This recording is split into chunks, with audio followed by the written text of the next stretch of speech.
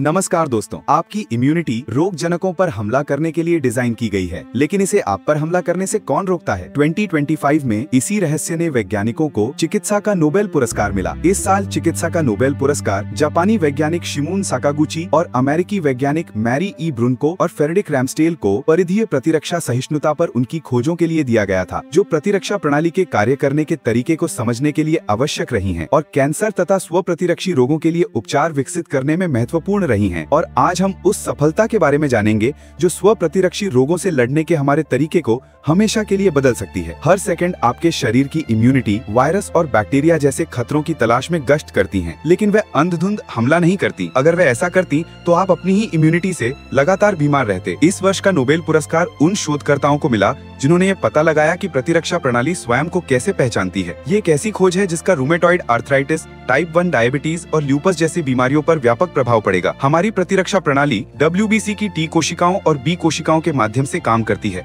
जिन्हें रोगाणुओं पर विशिष्ट प्रोटीन मारकर एंटीजन का पता लगाने के लिए प्रशिक्षित किया जाता है। बचपन में थाइमस ग्रंथि में अपरिपक्व T कोशिकाओं का परीक्षण किया जाता है। यदि वे शरीर के अपने प्रोटीनों पर प्रतिक्रिया करती हैं, तो उन्हें नष्ट कर दिया जाता है। इस प्रक्रिया को केंद्रीय सहनशीलता या सेंट्रल टॉलरेंस कहते हैं। कुछ स्व प्रतिक्रियाशील प्रतिरक्षा कोशिकाएं शरीर में प्रवेश कर जाती हैं। यहाँ प्रतिरक्षा की एक दूसरी परत काम करती है, परिधीय प्रतिरक्षा सहिष्णुता, जिसमें विशेष नियामक T कोशिकाएं शामिल हैं जो हानिकारक प्रतिरक्षा प्रतिक्रियाओं को दबाती हैं। 2025 का नोबेल पुरस्कार एक प्रमुख आणविक स्टॉप सिग्नल, एक प्रोटीन कॉम्प्लेक्स जो नियामक T कोशिकाओं को स्वस्थ ऊतकों पर प्रतिरक्षा हमलों को शांत करने का निर्देश देता है, की पहचान के लिए दिया गया।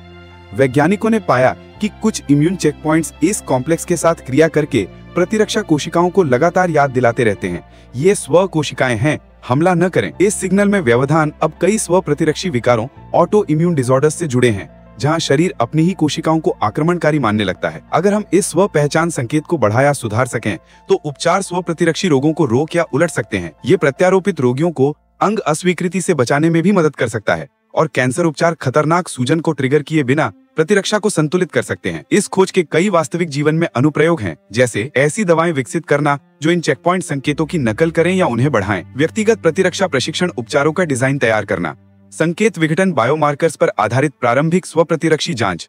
संक्षेप में, प्रतिरक्षा की मित्र कोशिका और शत्रु कोशिका को पहचानने की क्षमता प्रकृति की सबसे बड़ी जीवित रहने की युक्तियों में से एक है। इस नोबेल पुरस्कार विजेता कार्य के कारण हम एक ऐसे भविष्य के करीब पहुंच रहे हैं जहां स्व प्रतिरक्षी रोगों का न केवल इलाज किया जाएगा बल्कि उन्हें रोका भी जाएगा। अगर आप इस तरह के और भी साइंस अपडेट्स चाहते हैं तो सब्सक्राइब करें और इस वीडियो को शेयर करें, क्योंकि अच्छा विज्ञान सभी तक पहुंचना चाहिए।